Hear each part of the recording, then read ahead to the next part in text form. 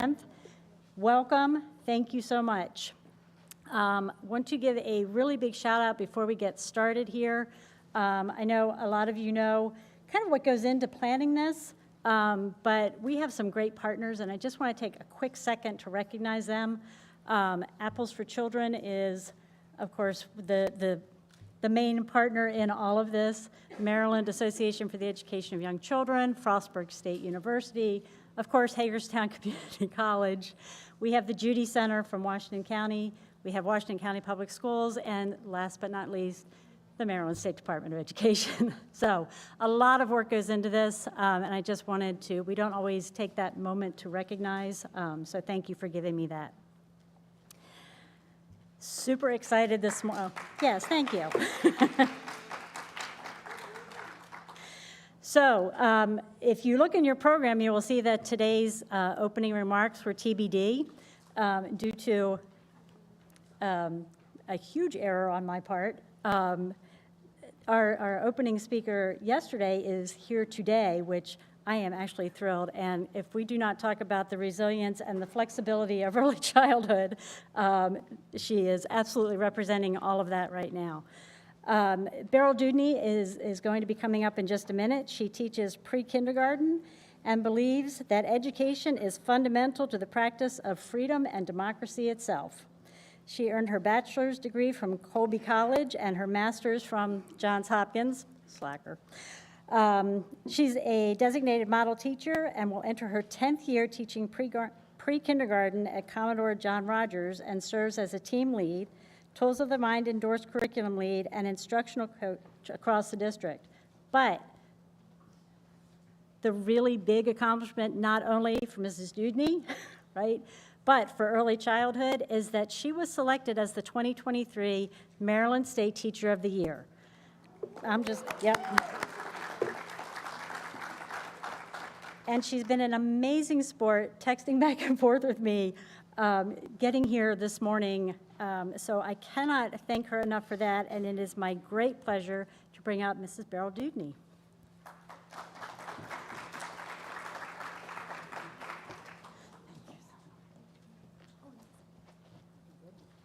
Good morning. Can you guys hear me? Yeah. I'm so excited to be here. I'm so excited. If there was one place that I would want to be this year, it's with you all, and I know that might sound sort of cheesy, but I truly mean it. I remember when I was thinking about applying for Maryland Teacher of the Year, and I was like, gosh, like I should be lesson planning and doing all this stuff, but in my heart and in my head, there was this nagging thought that no, we need early childhood educators to be at the forefront of this work. Our kids' voices need to be at the forefront of this work. And so to be here with you today is a true honor. To get to wake up every day and call you a colleague and be on the carpet with my kids and to be here just to engage with you, it's truly the honor of a lifetime. When I think about myself as a teacher, I think about my students. This is Liliana. She's proudly now in kindergarten, and her peer, our other bestie, Ishana, is one of my dear friends. And today I'm going to tell you a story about Ishana and share with you some of Ishana's wisdom. Last year, during nap time, something happened that really impacted me. It was during the spring. I forget exactly what week it was, but it was during our community helpers unit. One of our centers was the White House, and we had a small group in the afternoon after kids had played, and I asked Ishana what she would do if she were president. What would she tell the world? What would she tell our country? And so at nap time, her cot was right next to my table, and she tapped me on my ankle. And I'm going to be honest, I don't like nap time.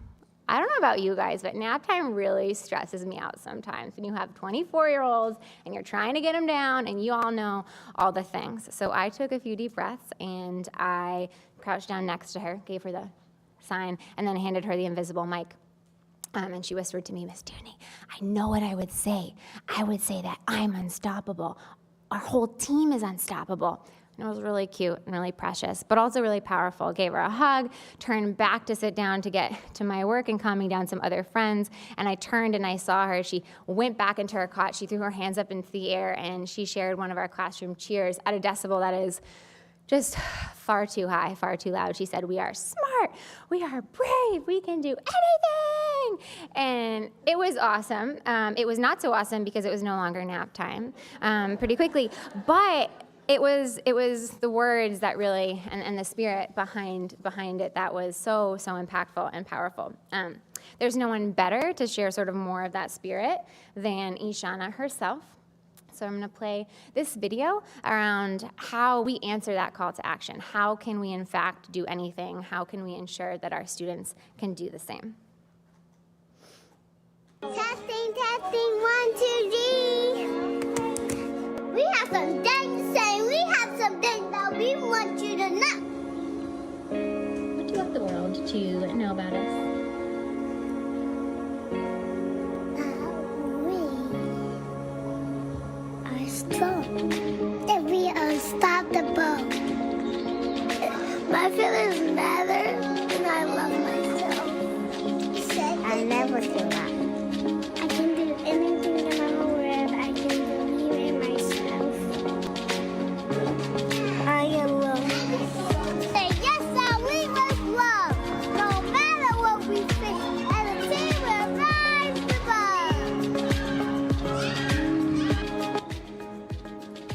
This girl's on fire. She is. This girl's on fire. I am ready. You are ready. We are ready. Let's see,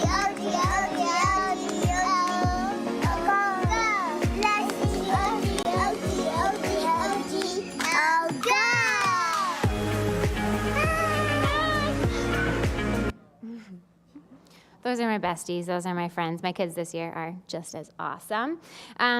So how do we do that? How do we, in fact, make all of that happen for the people we love most in the world?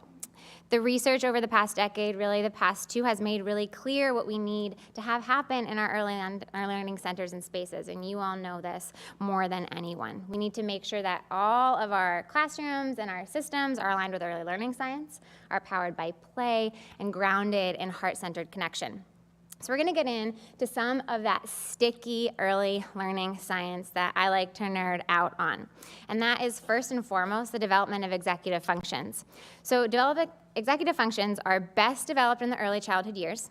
They are one of the most, if not the most accurate predictors of life outcome. More than your socioeconomic status, more than your IQ. And here's the really cool part.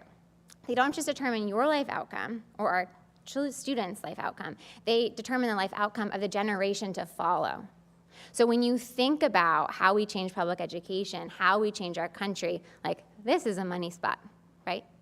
You can think about executive functions as the air traffic controllers of the very busy airport that is your brain. They ensure a smooth takeoff and landing of all their learning. Another way to think about it is, you know how a carpenter needs like tools, saws, nails, all the things to build a house? We need our mental tools for learning. They allow us to problem solve, to self-motivate, to do all of the things. And so we're going to take a minute just to learn about the 3 big parts of executive functions. Sound like a plan? Okay. I'm going to step away from, can you guys hear me if I'm away from the microphone? No? No? Okay. I'll stay with the microphone. All right. So there are 3 big parts of executive functions that we can think about. The first is inhibitory control, or effortful self-control. And I'm going to be honest with you all. This is my biggest area of growth as a grown-up. I don't have great inhibitory control. It's basically your ability to control what you do, right? So grabbing maybe that water instead of that coffee, being able to delay your gratification, staying on task even when you're bored or distracted. All of these things are pretty hard for me. And there's something called the marshmallow test. We're not going to watch all of this video because of time, but if you look it up online, it's really awesome. Has anybody seen the marshmallow test? Yeah, it's pretty funny. So we're going to try part of it. And watch what the kiddos do. Oopsie. It might not play, so we might not watch it, and that's okay. We'll keep it moving. So what you'll see in this video, if you go check it out, if you haven't seen it, is that there is a student or a few students who have a marshmallow put in front of them, and they are told that if they wait, they will get more marshmallows, which is really exciting. And it's cool to sort of see the kids because they engage with all of these strategies to help them wait before eating the marshmallow. Some of them are successful and some of them are not. But that's an example of what inhibitory control is. The third is working memory. And that's basically the ability to hold stuff in your brain. When we think about so much of the discourse in public education, in our country education, the science of reading, all the things, cognitive load, right? Working memory, how many things you can hold in your head is foundational to everything else. The early childhood example that I like to give is if you are going to blend the sounds k, at into the word cat, you need to be able to hold 3 things in your brain, right? And that's a hard thing. And there are things like all of the finger plays that we do, all of the fun attention getters, all of these things help build working memory. People who don't know early childhood walk in and think it isn't rigorous, but we all know that it's foundational and that it indeed is. So we're gonna play a little game where we feel working memory in our brains. Sound like a plan? When I say Geo, go, you are gonna name the first 6 months of the year. Ready? Go.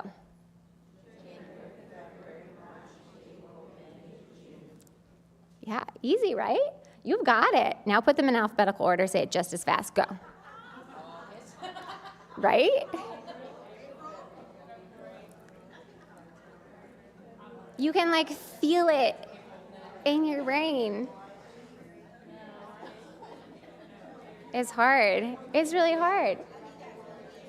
You guys are killing it. You're killing it. So you can sort of feel what it really feels like to be working on that working memory. And yeah, it's a challenge to do it in that alphabetical order quickly.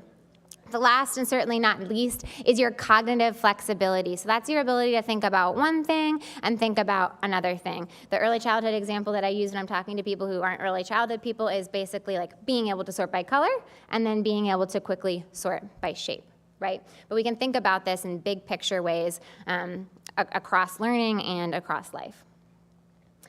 Here's a little fun game. You ready? Last game we'll play today. Maybe not the last game. Might throw in a few more. All right. You are going to, when I say go, read the color words aloud as quickly as you can. Ready to rock? Okay. Go.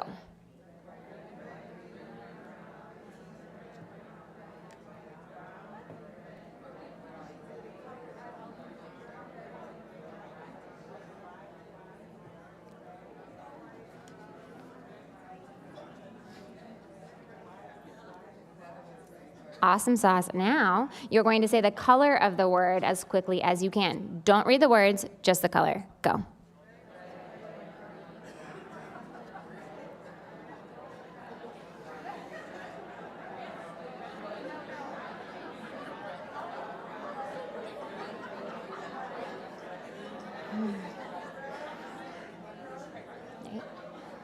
Y'all, this is hard, right? And we've been working on our cognitive flexibility for a long time. Imagine what it is if your brain is 2 or 3 or 4, right? We need to build these skills because Ishana and all of our kids, and frankly, all of us grown-ups need these skills to do everything in life and everything inside of our classrooms. To apply for a job in college, to have reading comprehension in middle school, to read in elementary school, to wait your turn in line in kindergarten. And here's the really cool thing, is that just like reading and math, every single kid can develop these skills, but they are not inherent. And so our classrooms have to foster and nourish them with specific practices and interventions. We know that one of the best places or modalities to do that work is in play, because play is the language of our students. It's where they are the experts. It's where all kids can hone those cognitive, emotional, and social skills. And we know that play and the development of these skills can truly only happen when the foundation is a heart-centered one, connection. We know, this slide is out of order, so I'm just gonna go to the next one, and I'll come back to that in a hot second. We know that stress and trauma interfere with our brain's architecture, but we also know, and this is so cool, that we can actually rewire the brain's architecture through human connections. So our connections on the outside actually determine our neural connections on the inside. And you can sort of see here in this slide, this is taken from Conscious Discipline, which is a curriculum that I use. that we tend to know these two states with our students, right? That we are either over-aroused or we are under-aroused. And there are things that we can do to get students' brains into that optimal space for learning. And I am not a neuroscientist, I'll be clearly the first to say. So I'm going to explain something to you that you may already know, and it's about the brain. And the brain is far more complex than what I'm about to explain to you, okay, to be very clear. But this is a way that has helped me conceptualize it and explain it to other people, and it's also something that I explain and work through with my students in Baltimore. So if you're willing, you are going to take your hand out like this, and we're going to go through the three sort of big brain states. This is your spine, so you can touch your forearm, elbow, and you can say, spine. This is your autonomic nervous system. It's the part that is taking in everything from the outside world and figuring out how to respond. And then you're going to tap right down here, right on your wrist, and you're going to say brain stem. It's so fun doing this with early childhood people because you actually respond and like. This is the part of your brain that is the survival state. So you can say, I need to feel safe. Okay, so this part of your brain needs to feel safe. In order for you to get into the blue part of your brain, you're going to put your thumb over like this, zoop. You're going to touch it. This is the limbic system. This is the emotional part of your brain. This is the part of your brain that needs to feel connected and loved. Say, I need connection. I need love. Don't we all? So we need to feel safe and connected, and then you're going to fold your fingers down, and you're going to touch your knuckles right here. That's the green part of your brain right up there. And that is the CEO of your brain. This is the executive state. Say, I can solve problems. I can learn. So our classrooms, you can put your hands down. Thank you for engaging with that. Our classrooms use all of these things to get our kids' brains into that green state. But I'm going to be honest, I wasn't taught that when I started teaching. I didn't know how to do that. I didn't know the language to use, the presence, the certain things. And so we're going to do a quick activity, 2 things, as an example of quick things that you can do in your classroom that can foster that kind of integration and upshifting of the brain. The first is just breathing. That's a really important thing. So you guys, I'm sure, know lots of fun ways to breathe. I asked Tristan yesterday, one of my current students, what I should do with you, and he said that I should do sonic breathing. So that's what we're going to do today. Take your hands out. Do you know who Sonic is? Probably all know who Sonic is, right? Yeah, we know who Sonic is. You're going to breathe in big, and then you're going to slow-mo run. Tristan goes a little bit faster, so we have to work on slowing down. You're going to breathe in. And last one.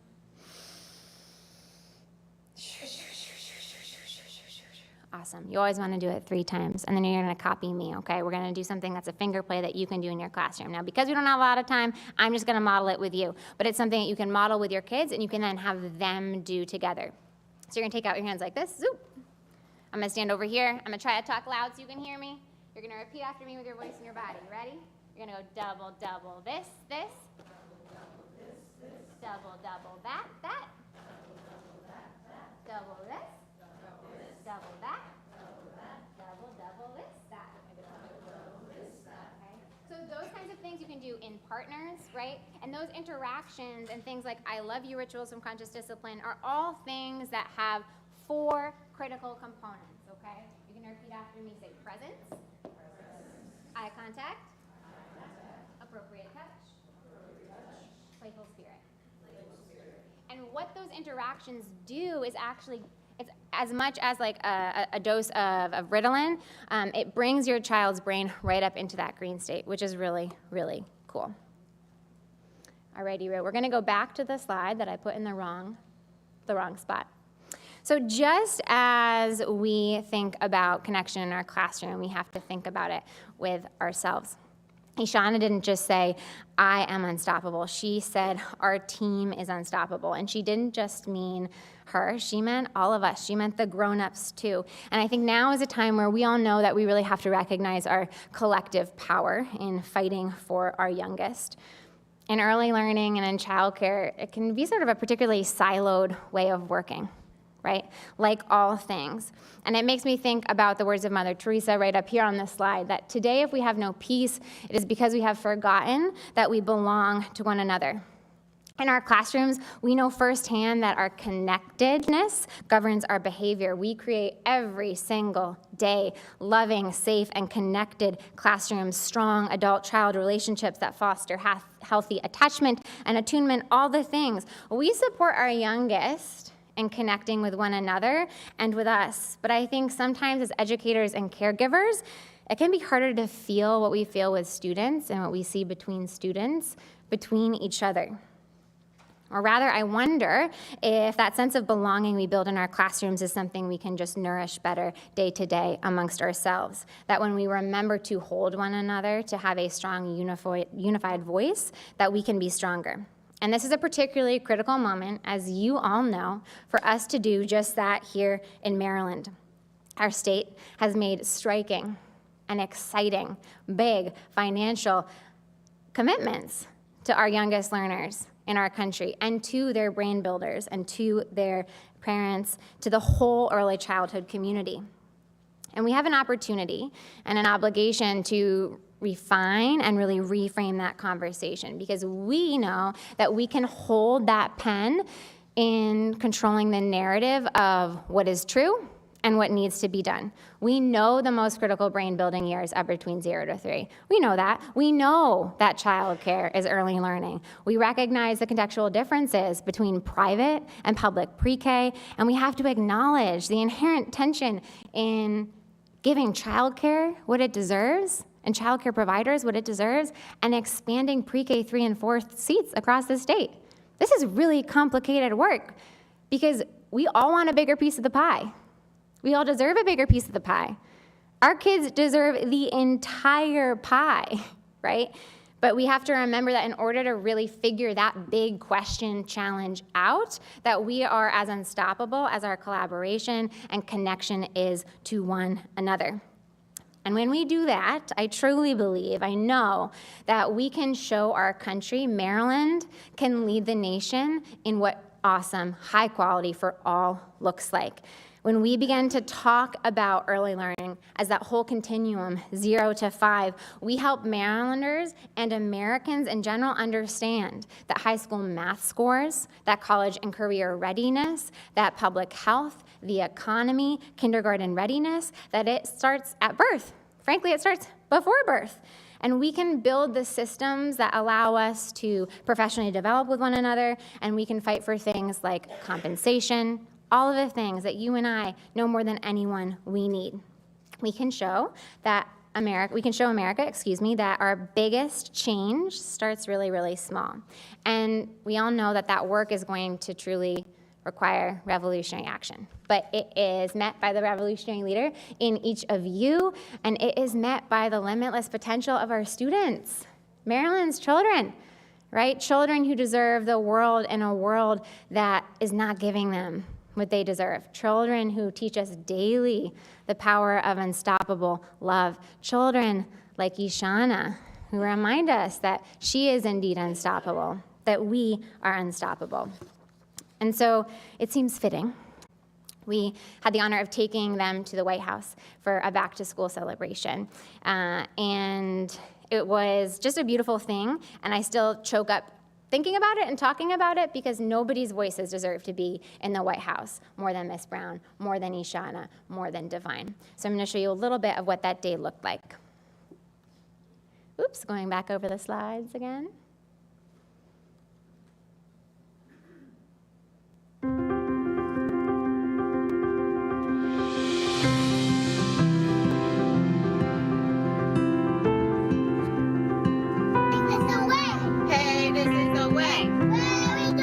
That's Miss Brown. Wait, we do pre-K. What? Wait, what? Wait a minute. Are you going to pre-K? Where are we going? Where are we going today? My heart is special. Ishana making up these songs on the spot. For my teachers and my friends. Lots of love around the world.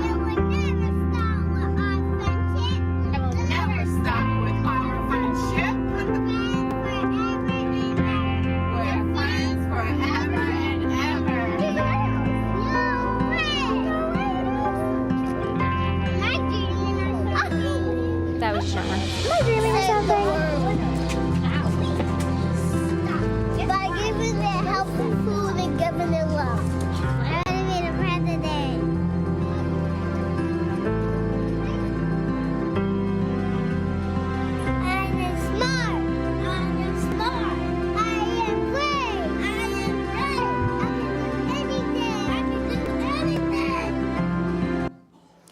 We are smart.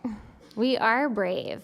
We can do anything, and we can build a nation where every child, where every brain builder of our youngest feels exactly what Ishana felt on Pennsylvania Avenue that day, valued, heard, and the most powerful. I have a sneaking suspicion that Ishana will potentially be in the Oval Office leading that charge someday. I'm excited for all of us to vote for her. But I know more than anything that everyone in this room and that this team will make that reality true. Thank you so much for being my inspiration. Thank you so much for letting me be part of this team.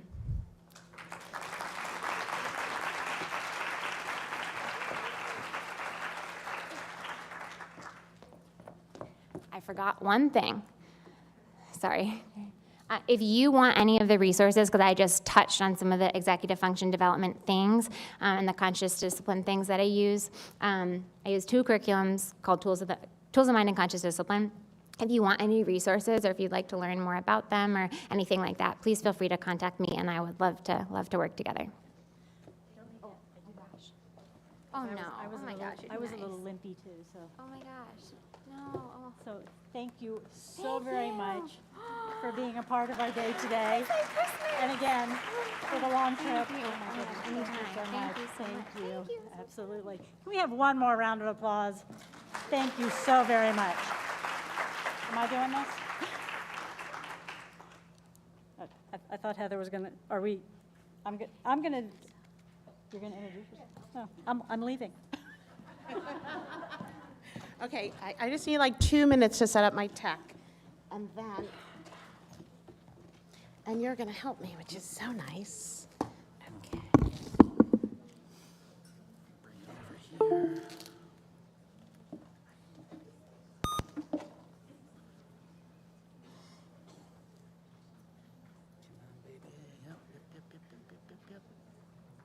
Yay. Okay. And you have your own remote, right? I do, yeah. Okay, so good morning, everyone. My name is Beth Ferry, and I am a children's book author, and we're going to start off today with a story time, right? Because that's my favorite thing to do, and hopefully everybody likes to hear a story, right? Especially today is the first day of fall, and this book is appropriately fall-themed. So this book is called The Scarecrow, and I feel like I'm totally leaning. All right. Can you hear me like that? So I don't have to lean in? Yes, still? Yes, no one's saying anything. So, okay, The Scarecrow, illustrated by Eric and Terry Fan, two brothers who work together to illustrate one book, and I don't know how that happens. Like, how do two people do one book? But I don't know. So here we go, The Scarecrow. Autumn sunshine, haystacks rolled. Scarecrow guards the fields of gold. No one enters, no one dares. Scarecrow stands alone and scares the mice and deer, the fox and crows. It's all he does. It's all he knows. He never rests. He never bends. He's never had a single friend. For all the woodland creatures know not to mess with old Scarecrow.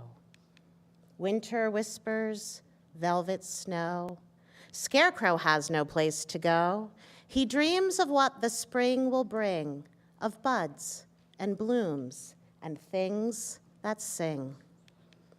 Then something drops from midair, a small scared crow lying there. Broken nest, broken wing. Scarecrow does the strangest thing. He snaps his pole, bends down low, saves the tiny baby crow. He tucks him near his heart of hay. He lets him sleep. He lets him stay. He doesn't stop to wonder why. He sings the sweetest lullaby. Safe and warm the nestling mends. These two make the oddest friends. But friends they are right from the start. The crow will grow in Scarecrow's heart. And he will peek out at the farm, and he will perch on Scarecrow's arm, and they will laugh and wish on stars, forgetting who they really are. For crows are birds, and birds must fly. The fledgling spreads his wings to try. He dips, then soars and caws out loud. Scarecrow cheers, pleased and proud. But as he watches, Scarecrow knows that he must stay and Crow must go. Summer sunshine, autumn chill, snowflakes make it colder still. No one visits, no one cares. Scarecrow sags alone and stares. Broken heart, broken pole, nothing fills the empty hole. Then something drops from midair, a large black crow standing there. Scarecrow's arms are open wide. Crow spreads his wings and swoops inside. Joyful hearts brimming whole. A friend can mend a broken pole, and he can spruce up matted hay, and he can say, I'm here to stay. Winter's over, springtime's due. Is there room enough for two? Flowers blooming, fields of green. 5 small eggs are tucked unseen. Scarecrow guards them, for he knows that soon they will be baby crows, and he will love them from the start, and they will grow up in his heart. And they will peep and perch and play and make him happy every day. And as the seasons come and go, they will love their dear Scarecrow. The end. Okay, so that's a good fall book, right? And I never really get to read it a lot, so it's so fun to be able to read it. Okay, so as I said, my name is Beth Ferry, and I am the author of a number of picture books, and some early reader graphic novels, if you know. So do you know any of my books? Okay, good. I don't know. So some, okay. So I'm just going to talk to you a little bit because I know, it's a really interesting dynamic between authors and teachers and readers, right? Because as I said, I don't really read to children a lot, which seems so wrong, doesn't it? Like, you're an author of children's books. You should be reading to children, but you really don't. So my first book was published 8 years ago, which I truly can't believe sometimes because it feels like it was like a week ago, but it's been 8 years. And Stick and Stone is a very short book. It's like 135 words, right? So the first time, when you're a new author, you basically get no one knows who you are, so you don't really, no one offers you their children. Oh, here's my children, and come to read to them, right? So if you're lucky enough, you get invited to a library story time.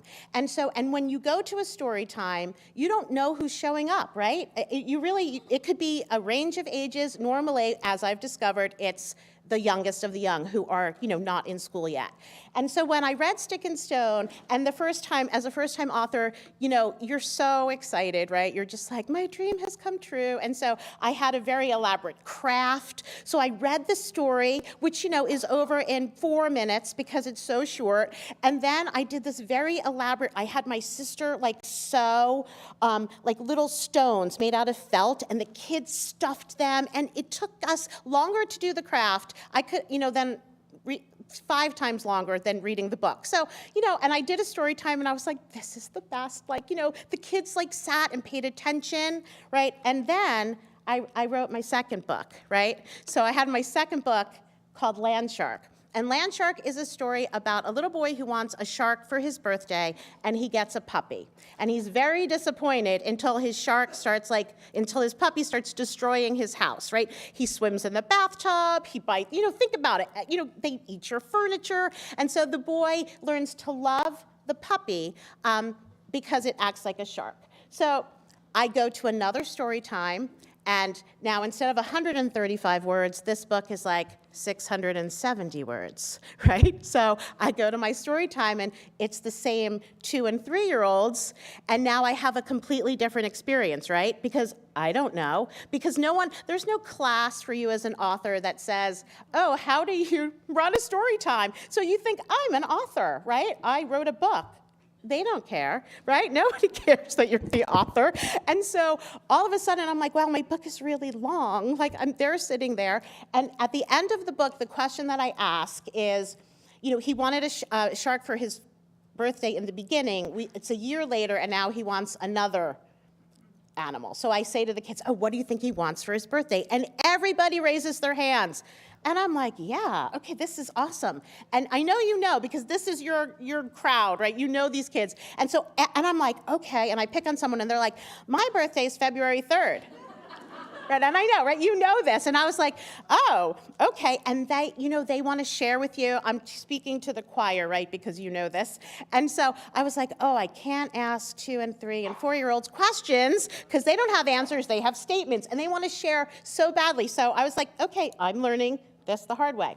My next book, my 3rd book, Pirate's Perfect Pet, is even longer than Land Shark, right? And so I think I learned 2 things from Pirate's Perfect Pet. When, as a writer, right, what am I doing? I'm telling a story, right? I know I am writing for children. There is an industry standard of a 500-word word count, right? So that's what you're kind of aiming for as you're writing. So they say 500 words. It's not a lot of words to tell an entire story with, rich characters and a fully developed plot with a resolution, right? It's not a lot of words. But, and you're kind of like, why am I stuck at this very low word count? Well, it's because, right, kids can't sit that long and read. And now, to me, not all books are for pre-K and younger. To me, The Scarecrow, I can read to an older audience. The themes are a little, there's sadness, and it's a little, so most of the books I write actually aren't for the pre-K audience because they're too long. But there's no explanation. No one's telling you why. Because you know what? When I'm writing, I'm not imagining a group of antsy 4 and 5-year-olds. I don't know what. I'm not even thinking about the kids, right? I'm thinking about the story and getting all the plot points in that I need and having characters that you can relate to or like. But I'm not thinking about story time. And so when I was working on Pirate's Perfect Pet, the story is about a pirate who wants to be perfect. And so he has a checklist, and he has a ship, and he has treasure, and he has an eye patch, and he needs a pet, right? So that is unchecked on his list. So this is the plot of the story is he's going to go off into the world and find the perfect pet. So when you sell a book, because when a book is published, you're always selling it to a publisher, right? And you have an editor. And that editor is reading your book after you've worked on it for sometimes years and years, and you truly believe it is perfection, but nope, never. So they always have changes. And my editor asked me, why does the pirate want to be perfect? And I was like, I don't know, because, right, perfect. We all want to practice makes perfect. Don't we all?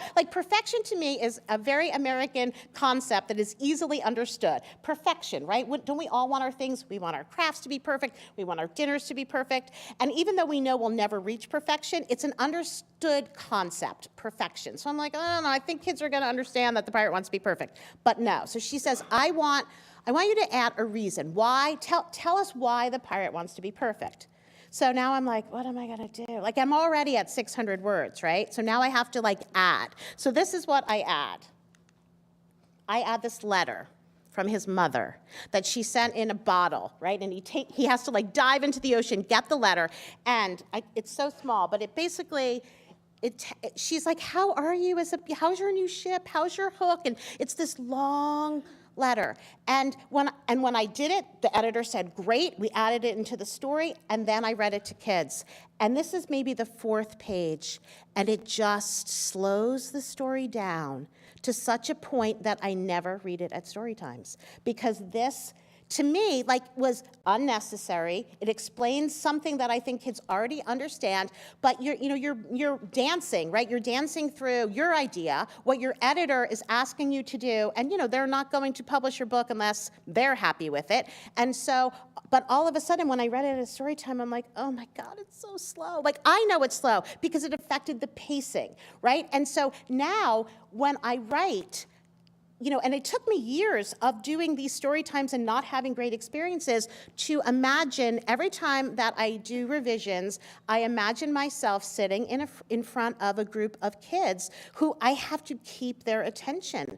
And it changed the way that I wrote because I wasn't doing that because you know what? It never occurred to me because prior to my first experience of having a published book, I never read in front of kids because nobody's giving you their kids.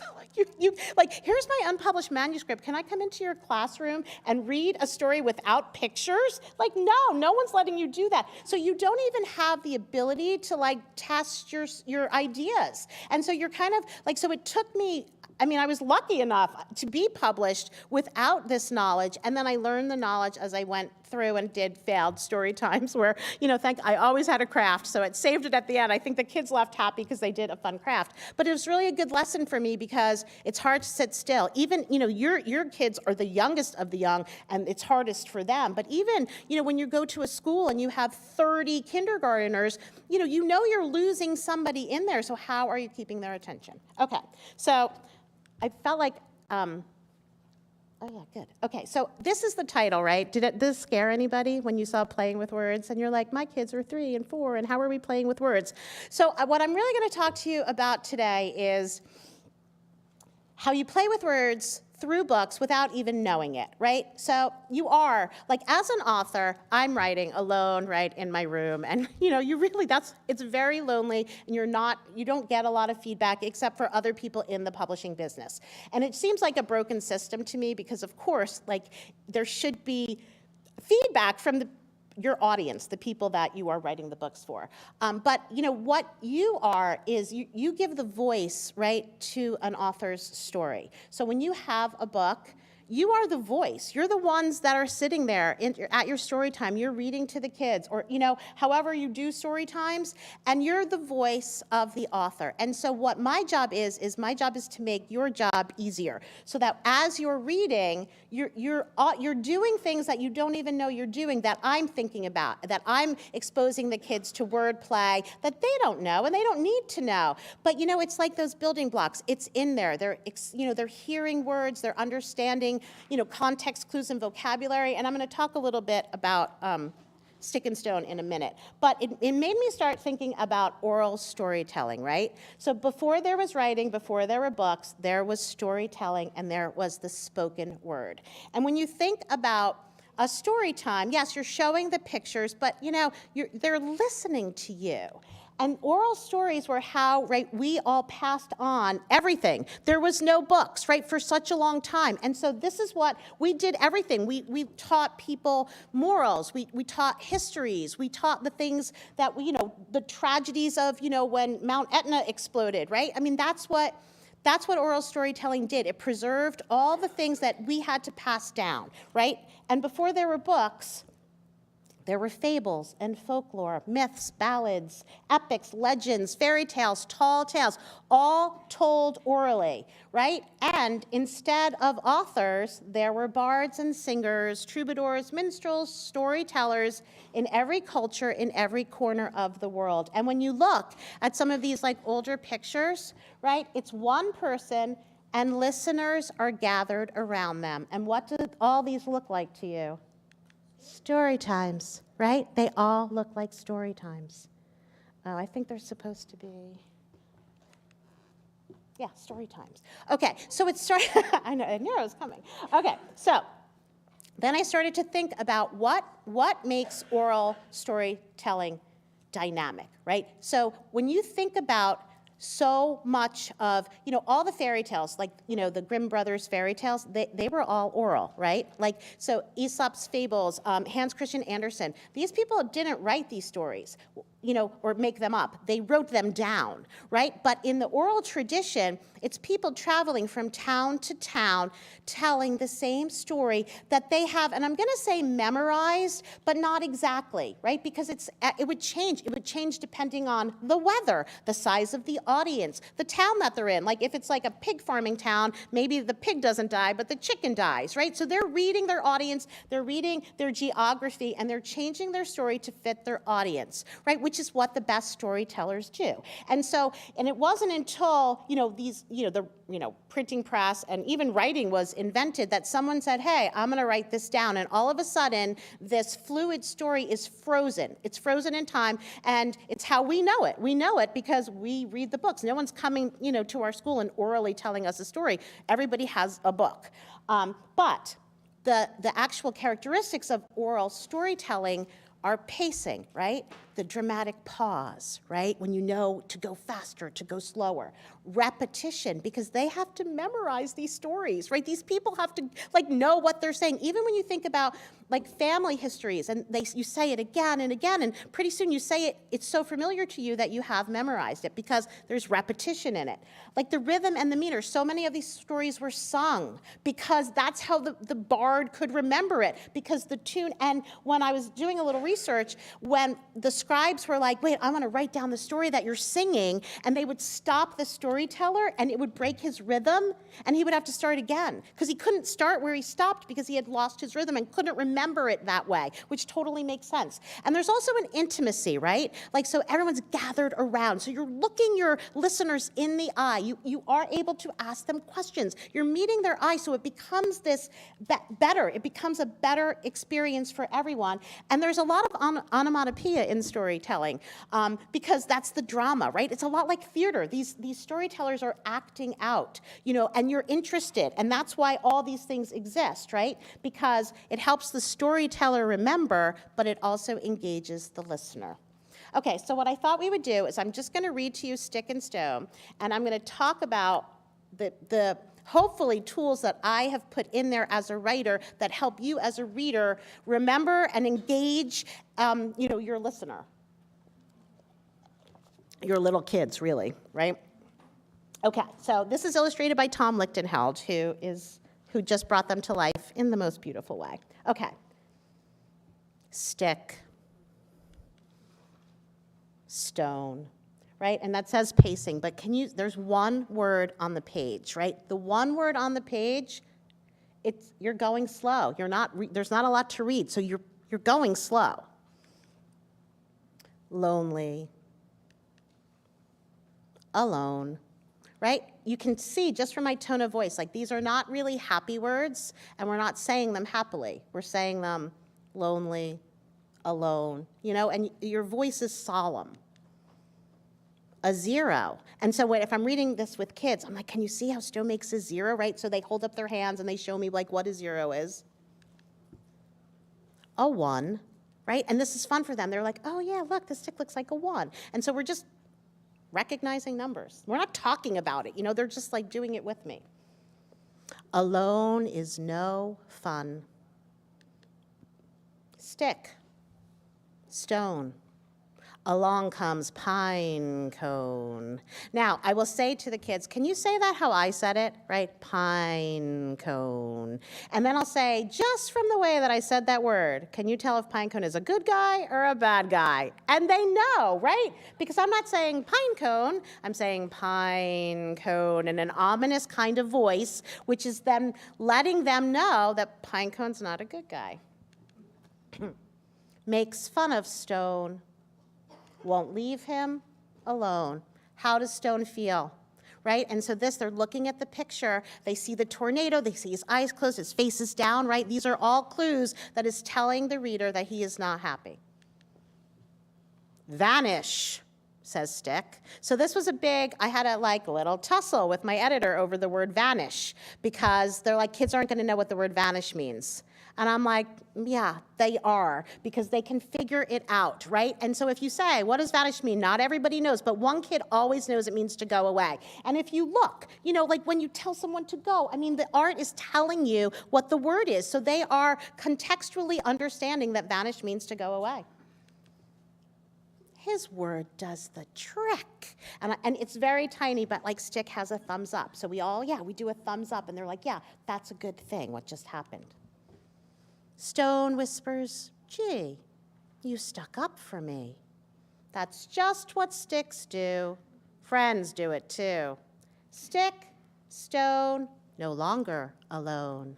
Stick, Stone, a friendship has grown. Okay, we've said Stick and Stone now 8 times, right? So we're repeating it. We're repeating it again and again because the kids are going to be able to remember it. They wander, explore. What do they see in the cave? eyes, right? And then we say, what are the eyes attached to? And I love this part so much because, they want to tell you, and they want to have, and you start off with bat and bear and tiger and dragon, and then they go, and once someone says like a mystical creature, then the kids go crazy. And the best part about it is there's no wrong answer here. Every answer is right because it's up to your imagination. So it's such a fun interactive experience when they're brainstorming about what lives in a cave or what could. And a lot of it, the first time someone said pine cone, like, I don't know how old they were, and I was like, oh my God, I hadn't even thought of that. And maybe it really is pine cone, like, and the illustrator, I have asked him, he doesn't know. It's like he just did the eyes, like he didn't have a plan in place. But I love that some of the kids are going to pine cone thinking, oh, the bad guy's hiding because he was naughty and he's ashamed of himself. And so he's hidden himself in a cave. Okay. Lays by the shore. Then thunder and rain, a loud hurricane. What sound does thunder make?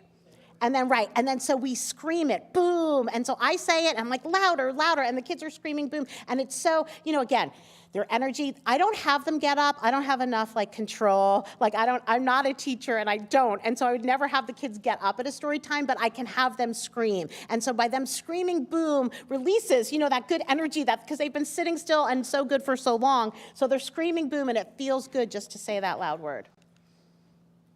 Stick is wind blown. There goes pine cone. Hold on, calls out Stone. And I say, why is Stone not blown away? And somebody always knows because he's too heavy, right? So stones and rocks don't get blown away in the wind. So we're not talking about, physics or whatever, but it's just there, right? It's this they know he's too heavy to be blown away. Again, he's alone. And how's he feeling again? And they all know that he's sad. And we say, what's he looking at? He's looking at Stick's leaf that got blown away. Search day. Stick, stick. And then I say, do it with me. And they all scream, stick. And that feels really good, right? And search night. No stick in sight. What's this? A huge puddle? Stick stuck in the muddle. And what does he say? Can everybody say? He says, help, right? And so they all yell, help. Stone rescues him quick, and he rolls down a hill, he hits a log, and then he says this great word, cowabunga. Can you all say it? Cowabunga, right in the field. That's another just fun word to say. And then can you tell how Stick is feeling? Like, uh-oh, what's happening? And then here's another great word, kersploosh. Can you all say it? Kersploosh, right? Great word. And onomatopoeia. You rock, Stone, says Stick. That's just what stones do. Best friendship rocks too. Stick, stone, together again. Stick, stone, a perfect, and what number do they make together? 10, right? And so the kids all get it, and that's the best satisfying part, right? Because you think you're leaving clues and you're doing the right thing, and when they respond and get it right, you feel like $1 million. Right to the end, where Pinecone comes back and says, sorry, I needled you so much, which is a pun, but that's a hard pun. And then, right, the kids, do they forgive him? Just Stick and Stone? No, yeah, a lot of them say no. And then you can talk about forgiveness. And if someone says they're sorry, do you forgive them? And you can have a little conversation about forgiveness. And so the end. So, okay. So, yeah, so now I just want to go through, right? So the characteristics of storytelling that we used, right? Pacing, tone of voice, interaction, onomatopoeia, repetition.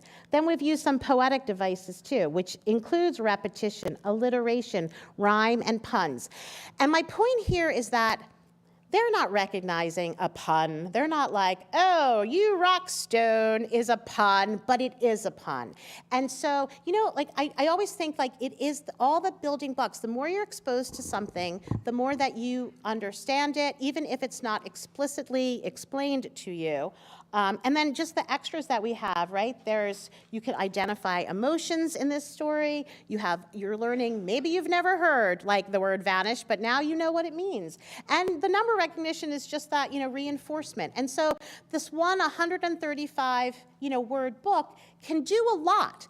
And that's the thing, but you don't even know. I would say, if anyone knows this book, I would say that you wouldn't even think any of this, right? Because, and when I was writing it, I wasn't thinking this. I wasn't like, I'm going to put one word on a page. I don't get to decide what words go on what page. I don't even know what the picture's going to look like when I'm writing it. But there's just the through being, a reader and all the things that I've learned through my life and all the picture books that I have read, right? And then when I start researching my own stories, I'm like, oh, wait, I did that. I didn't even know. I know what I'm doing. I just don't know the name for what I'm doing. And the same thing applies to your kids, right? They don't know what alliteration is, but they do kind of, right? So when they finally learn the word alliteration, they'll be like, it's there. It's like the little tiny seeds being planted. Okay, so now I'm going to just talk about words because I am an author, and I think it's a really interesting, again, dynamic. When I go to a school these days, and it took me, 6 years to be invited to schools. I'm talking to a large group, and I don't get to have this small group interaction, which is my favorite, right? When you're in a library and the kids are at your feet and you're meeting their eyes and you really feel like, they're hearing you and you can hear them. Mainly, I talk in front of, 200 kids at a time, and it's just not as fun. But I am an author. That is, I'm not a teacher. My daughter just became a teacher. This is her first year teaching, her second week. And she calls me every day. And she's like, Mom, why didn't they tell me this? And Mom, someone walked out of my class and no one ever told me what I was supposed to do if someone walked out of my class. And I'm like, I don't know, what'd you do? And she's like, I stood in the doorway because I couldn't leave my kids that were in the class, but then she didn't want to be in trouble if someone saw this girl in the hallway. So she was like, come back in the class. And she's like, why didn't they teach me this in my, she got a master's anyway, they didn't teach her. So she's struggling a lot. And it's good for me because it's really, I'm eating up. And she did her student teaching in pre-K. So she's a dance teacher. So in New Jersey, dance is just like art and music. You have it in your public schools. And so she did it in pre-K. And so the stories of pre-K that she would say, she's like, we didn't even dance. She's like...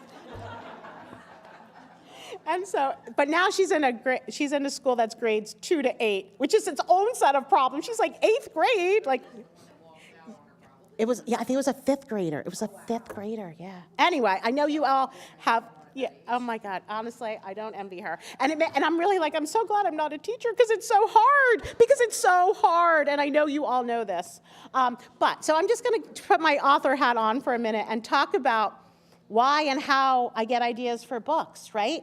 And so I think I decided to become an author after all my kids grew up, right? And I was like, oh, I really, really love picture books, right? You rediscover them. Of course, I don't remember being read to, but I'm sure that I was. And but when you read to your kids, you rediscover, and picture books are crazy, right? They are so good. The books out there are so good that they have something for everyone. It does, adults. I love this picture book, me as a 50-year-old adult. So I said that's the genre I want to try to pursue. And so my first book, Stick and Stone, I was like, okay, I want to be an author. Right, and then I'm like, okay, well, I'm going to write a book about, something that everyone can relate to. So I'm like, I'll pick friendship because there's no friendship books, right? None. So I'll do that. So I'm like, but what should I write about? And so I was driving in the car. My daughter was in 7th grade, and so yuck, right? Do we all agree? Middle school, I don't know, why? But this song came on the radio, and it is Drops of Jupiter by Train, and it says, can you imagine your best friend sticking up for you even when I know you're wrong? And if I could have slammed on my brakes, I would have. That's how I felt. It was a stop moment for me. I was like, yes, can you imagine a best friend sticking up for you even when you're wrong? How rare is that? And my daughter was, and daughters, I don't know if we all agree, are harder in the friendship areas than sons, right? I have 2 sons and a daughter. And add those boys' problems together and multiply by 5, and she's still worse. Her issues are still worse. Girls, yuck. Okay. So, and we're all girls. Are we almost girls here? Are there any men here? No, there's a few men. Sorry, hello. Yeah, we were those girls. I know it's so hard to be a girl in middle school. So I really like the idea of having a friend stick up for you. I was like, that's what I'm going to do. I'm going to write about somebody sticking up for someone. And then this is all happening in the car truly in 10 seconds. And I'm like, oh, sticks and stones can break your bones. I'm going to take that old nursery rhyme and I'm going to use it and I'm going to make stick up for stone. And so that is how I got the idea for my first book. I tried to write it in prose, and I think I don't even know, I was over 500 words in every time I did it, and I was like, I can't be over 500 words. I'm like, because, as you're getting published, you have 4 seconds to keep your editor or agents or whoever you're trying to have look at your book to keep their attention. You don't have any time. You have to get their attention. So I'm like, oh my God, if I have a really long book, I have to write it short. So I gave myself an under 200 word limit. I was like, I must write a story about friendship in under 200 words, which was, funny. But then when I decided to write it in rhyme, I could do it. And so that's how here's stick. I really want to talk about the word homonym, which is one of my favorite words. Again, your kids are never going to know the word homonym. I don't even know until what grade they learn homonyms. And you know what? I truly don't know because it's different. And no matter where you go, you can go to a school. There's no ice cream trucks in northern New York. Why? Why aren't there ice cream trucks there? And I'll tell you why I'm talking about that. But you can't assume it's different in every state, in every school district. Some second graders know what fifth graders know in other schools. You cannot judge. So every time you go, you're going in blind because you don't know who knows what kind of school it is, what kind of teachers they are. Are they, advanced? I don't know. And so homonyms are different. Some second graders know homonyms, but it's not necessary to know the term homonym to label it, but this is what I get a lot of my ideas from homonyms. And so I have a book called Cave Boy Crush that is about a cave boy who has a crush on a cave girl, and his parents notice that he's mooning around, and so they say the word crush to each other, and he overhears and says, oh, I'm supposed to crush things to impress this girl. And so the whole book is him giving her a present and 1 second later crushing it. And so it's fun for the kids because they can scream the word crush. And then at the very end, of course, this is not how you win a girl's affection. And so he learns the hard way that that is not what he's supposed to do. But it's a homonym, right? And so and when you ask the kids, if you're talking to the older kids, you can see the angst. You're like, crush has more than one meaning. And everyone wants to say, crushing up, rock or piece of paper, and no one wants to say it's when you like someone. They don't even want to say those words out loud because it's embarrassing to say that. But someone always does, which is great. Okay, I have a book called Tea Time, right? Because you're having tea with your grandfather or you're playing golf with your grandfather. And maybe one person thinks they're having tea and the other person thinks they're playing golf. But it's a homonym, right?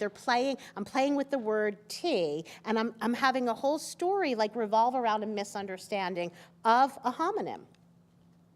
Sealed with a Kiss is a story about a little seal who's trying to make friends, and the word seal, right? Because you're sealing an envelope, he writes a letter, and he's sealing it, and he is a seal. And so, homonyms are very, so words, I pay attention to words. Words are my medium, obviously. What else am I doing? I'm not drawing the pictures, and so all I have is words to tell my story, and so I like to play with them. And, even the story that I just read you, right? I got the idea for the story because I thought about the word scarecrow.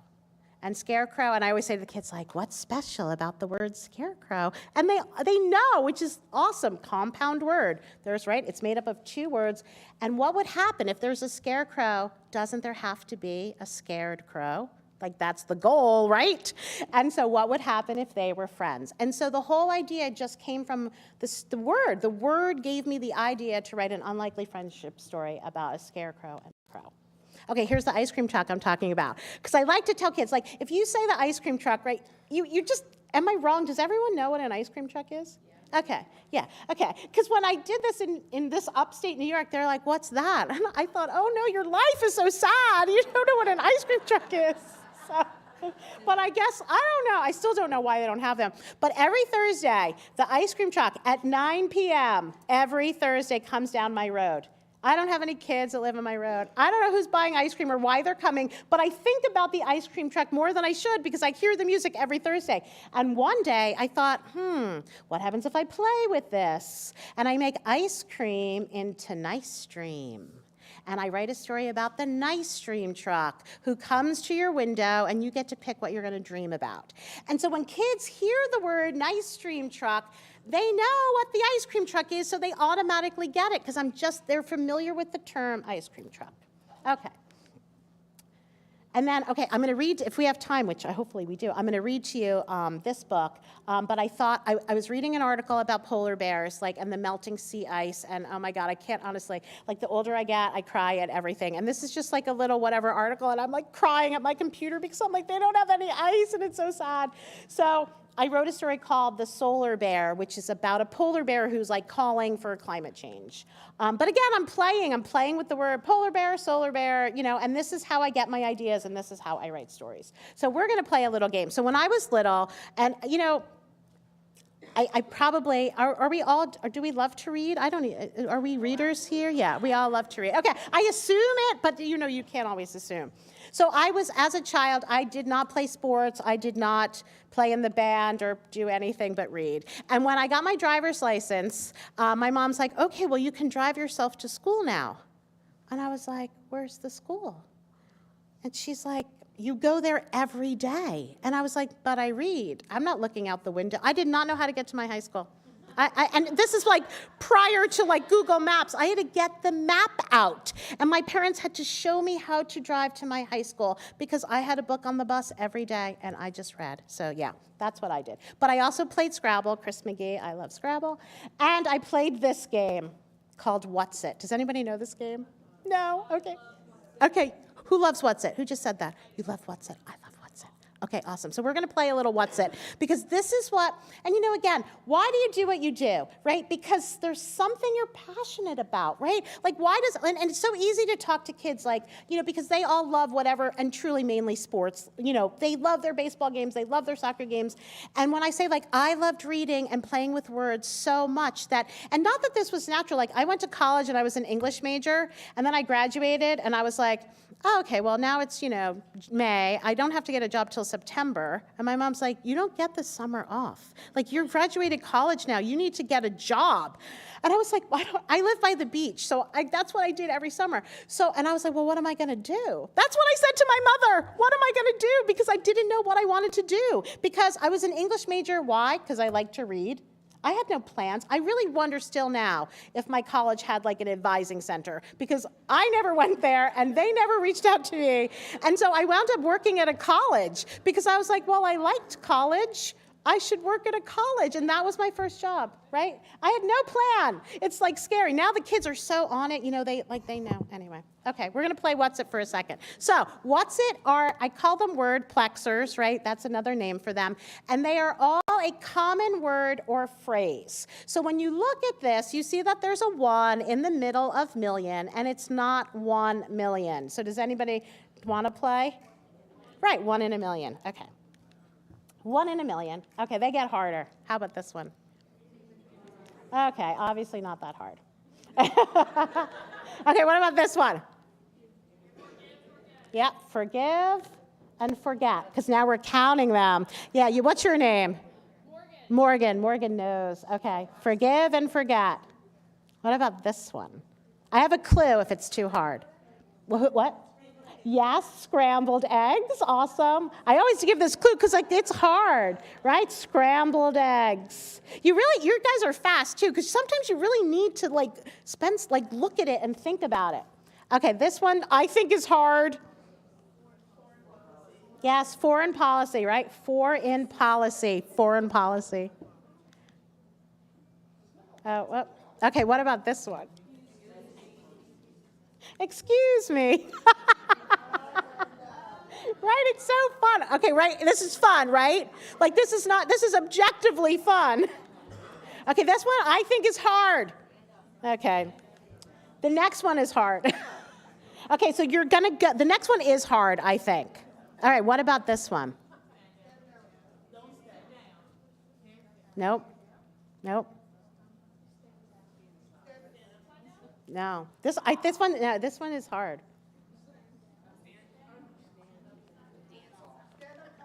Who said that? Who just said that? Say it again. Stand-up comedy. Comma, right? No, how hard is that, right? That is like the hardest of the hard. Okay, and then I think I have one more, which you're going to get, but I love this one the most.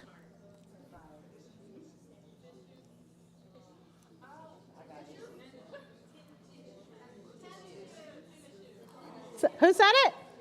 Yep, look, tennis shoes, right? 10 issues, tennis shoes, right? And it's so it's fun. Okay. So playing with words is just, and that is way too hard, obviously, for your kids. Like I only really do it with 4th and 5th graders and only the first few because it's hard. And if you don't know to think that way, because you have to think in a different way, like what the other speaker did before, I was like, I like those things too. I was like, oh, she's playing games too. How fun is that? But it does, it gets your mind working and it gets you thinking. And so puns, is another way to play with words. And again, kids they just love it. Like cheesy puns, mac me so happy. And so you rockstone says stick, right, is a pun, right? So, but they don't know it and they don't need to know it. But some kids will say that's a pun. And I'm like, oh my God, how do you know? How do you know? But they do. They, certain kids just know. And it's the kind of thing that I feel like every time you introduce anything to a kid, right? It's so much is subtle, but you're just soaking it in. They are little sponges. And so maybe they can't say it's a pun, but they know it's funny. You rockstone, like rock and stone, and they just know it's funny. So I have a book called No Nibbling, and this book is full of vegetable puns. And this book is it took me 7 years to write this book, 7 years, because I couldn't get the ending right. And when I say 7 years, I'm not writing every day, right? I'm writing and I'm crying and then I'm putting it in a drawer. And then I come back and I read it again and I'm like, I like this story. I'm going to try again and again. And so I'm just going to read you so it says, it's about a goat who has a garden and a bunny who wants to eat the garden. I may have misunderstood, but please understand, there can be no nibbling. Okie dokie, said Tabitha. Let us talk about something else. Did you just say lettuce? Of course not. I said, let us talk about the weather, right? And so she's looking at the lettuce. The words are highlighted, lettuce, let us, and so they're all just silly vegetable puns. And it's, for kids who like puns, it's a fun book. And then playing with words. So I have a story called Swashby and the Sea, which is about a retired, I call him a pirate, sea captain, I don't know what he is. And he wants to live alone on the beach. And a little neighbor girl moves in, and he leaves her messages in the sand. And this message is no trespassing. And the sea is also a character. The sea is the pirate's constant companion. And, so he thinks he doesn't need anything more than his friendship with the sea. But the sea realizes, you need human companionship. And so the sea comes in and changes the messages before the girl sees them. So changes no trespassing to just sing. And so the girl is like, oh, he wants me to sing. And so she sings a song. And so it's how they become friends. And so, I'm teaching, hopefully, the kids, and not teaching, that's the best part, right? But the kids are seeing that, oh, there are words within words. So in the word trespassing is the word sing. And so if you're looking, and, and again, I feel like your kids are so little and none, it's hard to get this. But, it's like even if it's the first time they're seeing it, to be like, oh, there are words within other words. That's something that I didn't know that now I can see, and hopefully done in a fun way through a story where you're not saying words are within words. You're just reading the book, and this is being hopefully, understood by the kids. So now I'm just going to talk a little English. And these are all things that happen in books, and it's a great, especially, again, the littlest of littles, maybe not, but by being exposed again and again to things, it's how you learn. So alliteration, right, which we all know, right? I know I say this, but is a form of consonance, which is that repeated consonant sound in the beginning of the word. And so when I look at my titles, right, so many of them are alliterative. And why? Because they're easy to remember. Alliteration is like repetition, right? We're saying the same consonant sounds again and again, and it's easy to remember. And that's why a lot of titles have alliteration in them, because kids can remember them, adults can remember them. I have a story coming out called Turtle with a Toolbox, right? And so it's like a little turtle who has a toolbox for a shell. And, you know, the turtle with a toolbox, easy to remember. I have a book coming out called The Peddler of Puddles, right? Peddler of Puddles. And he's this like little turtle that makes puddles for all the animals. But the P, the repetition of the P sound. And I really, if all my books could be alliterative, I would have them all be alliterative, because it's my favorite form of, you know, like a literary device or poetic device. Okay, so anaphora is the repetition of words at the beginning of a series of clauses. No one needs to know this word, anaphora. No one ever needs to know this word, right? But this is what you'll say. It was the best of times. It was the worst of times. It was the age of wisdom. It was the age of foolishness, right? How satisfying is that, right? We all know it. We all, and it's just repeating. It was the, it was the, it was the. Why is it satisfying? Because repetition is satisfying. Do we know that it's called anaphora? No. Do we need to know? No. But you know it works. And a lot of times in writing, when I look back at my writing, I'm like, oh, that's anaphora. I didn't, you know, you're not doing it because you want to use a literary device. You're not like, oh, like, let me add a literary device on page 7. But it's existed for you know, centuries, these literary devices, because they work and they're memorable, right? So I have a story called We Believe in You, and the whole book is written in this way. And I'm just gonna, the art in this book, this is Molly Idle, is so beautiful, so I'm just gonna read a little bit to you.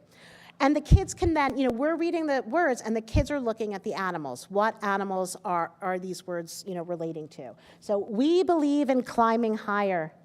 We believe in digging deep, right? Because they're moles. We believe in drinking sunshine. We believe in beauty sleep. We believe in making music. We believe in singing loud. We believe in being funny. We believe in being wowed. And look at those peacocks. Oh my gosh. Okay. We believe in exploration, and those are like the little birds. We believe in standing tall.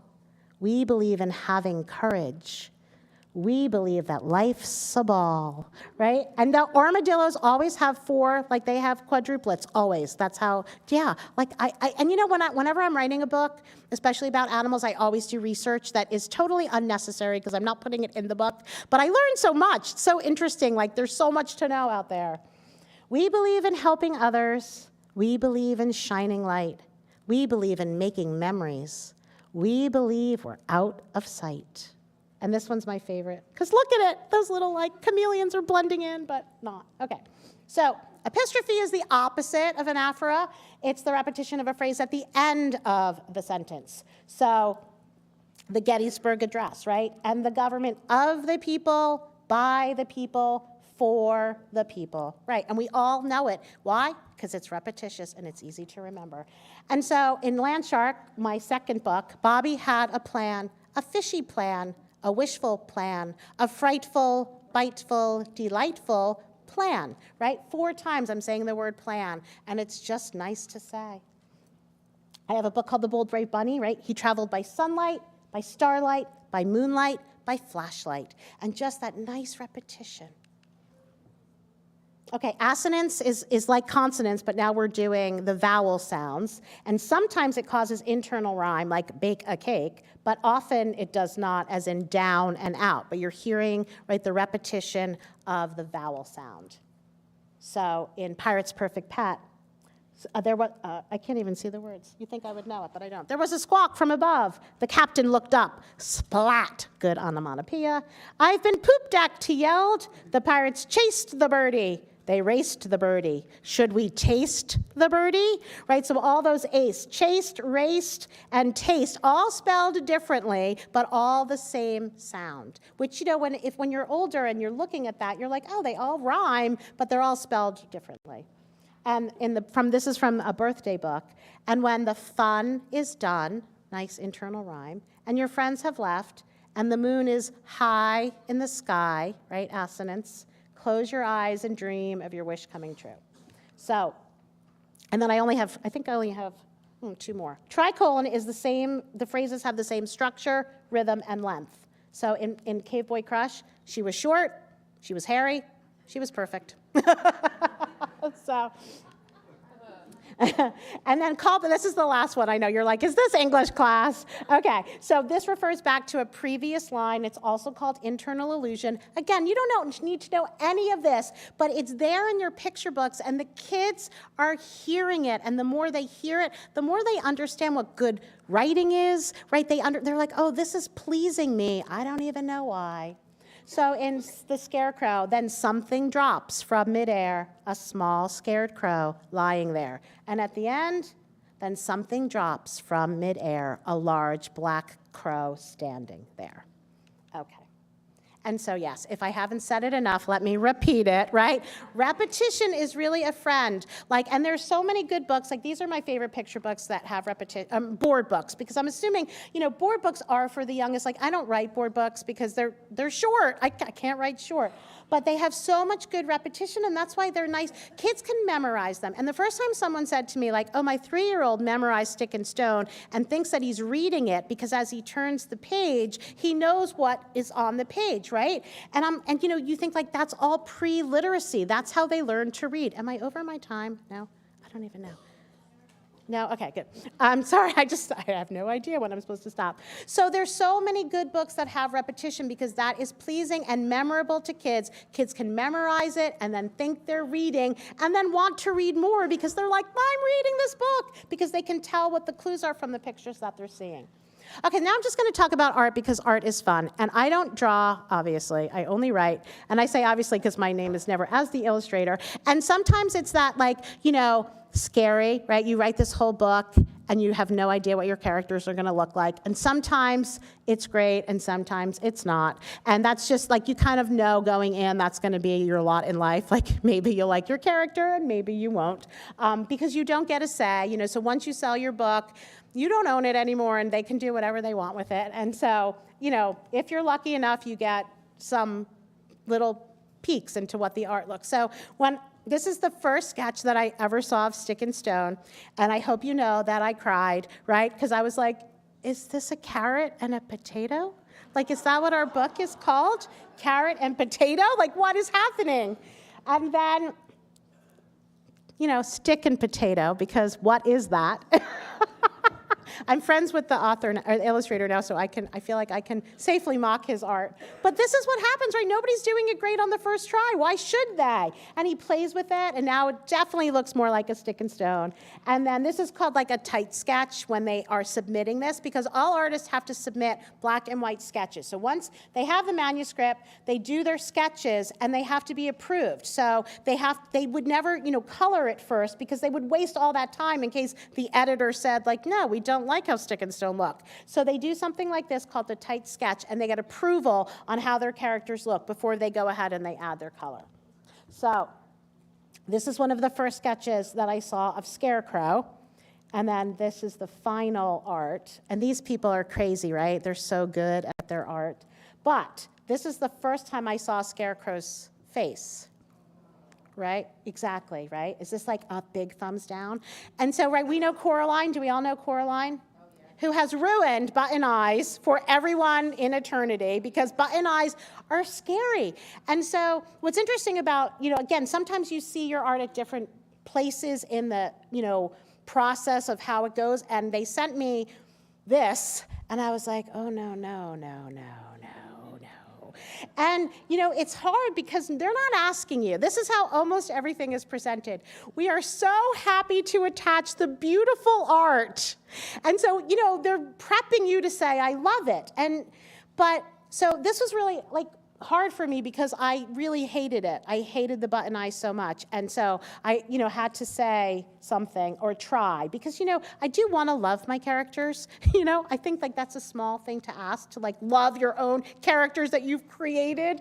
But knowing you're giving up, you're giving up that when you sell a book, you're giving up the right to love your own characters. But I did ask, and they were very nice. And the editor went back to the Fan Brothers and asked them to change it. And so he gave them just normal eyes, which then, even though this is the saddest picture, right, at least, there's so much emotion in eyes. Like, how could they have button eyes? So it all worked out. So, and it's a good lesson to me, because if I don't say anything, I'm never going to get what I want. And it's not what we teach our kids, right? You have to be brave and say something, or you're just going to, be unhappy forever every time you read the book?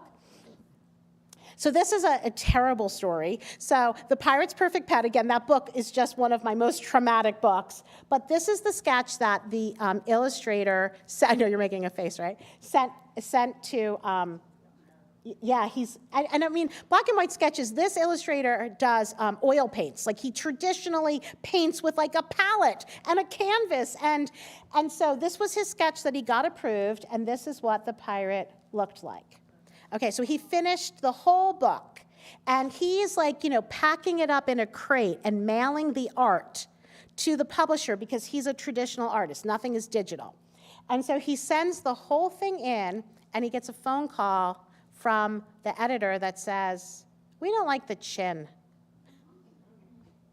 So, and as much as I can complain about having to change when I have to change, words, that's not so hard, right? It's a pain, but you're just changing it on your laptop. So he called me, and this was my third book, and you never speak to your illustrator. It is frowned upon. Nobody wants you to talk to your illustrator, because nobody cares what you think, so they don't want you to tell the illustrator what you think, because they have all their committees that, whatever. I don't even understand sometimes how it works. But he actually called me and said, "Do you hate the chin?" And I was like, "No, I don't." I mean, he looks like a bigger-than-life character, but because he thought maybe that's why they were asking him to change it, because he had gotten his sketch approved. Anyway, blah, blah, blah. They sent it all back to him, and he had to scrape the paint off every canvas and repaint it so that the chin looks like this. How crazy. I think it took him 6 months to redo just the chin, because the pirate's on every page. And so it's just, and so like this, it's just a great lesson, because publishing is interesting and weird, and people have opinions. And I really love to say this to kids too, right? Like, because when I show them this, it's so subjective, right? Who's right? It's just your opinion. There's no right and wrong in art. It's just your opinion. Now, I think he looks more human here, right, than like a caricature, but it's also like, he's a pirate more than a human. And so I thought it was okay, but anyway. Okay, then I'm just gonna show you, because I think this is really cool. So Tom Lichtenheld, who did Stick and Stone, we also did this book together, but he sent me this cool little thing, and we're just gonna look about how the penguin goes from, this is a rough sketch, and you can tell it's a rough sketch, because can you see like the erase marks, and like he's just trying to figure out what he wants to do. And then he does a tighter sketch, which you can see, like, to me, that's amazing. Like, I'm like, if I could draw that. And then something else I learned, he always draws on colored paper. And I always just thought artists drew on white paper and added the color, but nope, a lot of them draw on colored paper. And then he gets rid of the colored paper somehow. And then I think this is done, but watch what happens when he adds the black line of like an outline. Right? It just defines it, and it's such a good thing to talk to kids about, right? Just adding a black outline like defines your art and makes it look more finished, and then that's the final piece of art. So it's kind of cool. Okay, and then, so no nibbling, that pun book. So this is the illustrator's first finished art. I say it's not really, it's not a sketch, but she had all this texture. Can you see the texture in the fur? Like, you feel like you can pet these animals. And so she loved it. She sent it in. They were like, "Nope, we don't like the texture." Again, subjective. Like, who's right? Like, I like this. But they were like, "Nope." And so she had to redo the whole book without any texture, without any fur. So, okay. So now I thought I would read you the Solar Bear to end. Are we good with time? Does anybody know? Okay. Okay. So this comes out in March of next year, the Solar Bear. And it's illustrated by Brendan Wenzel, who is someone I love. And this is what it looks like. The book is not totally, I haven't seen the total final art yet, but this is what I've seen so far. Okay. I am a mighty solar bear, no ordinary polar bear. 'Cause I can shine and I can glow, brighter than the whitest snow. Whoops. Sorry. Today I leave my northern pole to start a solar bear patrol. With bears from south and bears from north, together we will venture forth to tell a tale that's hard to hear, to tell it while we still are here, before we all just disappear. Our light will shine on what is wrong, on disappearing orca's song, on ivory tusks and rhino's horn, on tiny turtles not yet born, on wombats, sloths, and manatees, on coral reefs and chimpanzees, on pangolins with pine cone scales, orangutans and humpback whales, on bees and trees and butterflies, on living things of every size. Our light will be a lion's roar, too loud for you to just ignore. From those of us who have no voice to those of you who have a choice, we'll show you that our paths are linked. As you expand, we go extinct. We'll shine so brightly that you'll see that change is a necessity. We'll walk the plains and run the beaches, travel to the out of reaches, warm you with our solar light, try to show you what is right. We'll tell you that the words, "who cares," are killing all the polar bears. We'll come to meet each of your friends, to tell you how the story ends, to show you how the future looks when creatures live nowhere but books. We'll ask you for your mighty roar to show us we're worth fighting for, so we won't worry anymore. We cannot fight this fight alone. We cannot do it on our own. The earth is ours, yours and mine, so dare to care, to glow, to shine. 'Cause if you would, and when you did, then you will be a solar kid, and you will change the world, I know, and I can rest safe in the snow. The end. Okay, do we have any questions? No questions? Oh, that's, yeah. Oh, okay, awesome. I know, I think COVID, a lot came out. I feel like COVID was when I was really hitting my stride, and I was like, and then, getting, because like as an author, you can be sent somewhere by your publisher. I was just having that happen, and then COVID came and it all stopped. So oh, that's so nice. Thank you. Okay, yeah, no, okay. Well, thanks for being a great audience. I hope that what I said resonated and, you learned something. So thank you. Are you talking? I'm just going to talk for a minute because you gave me a minute. Oh, good.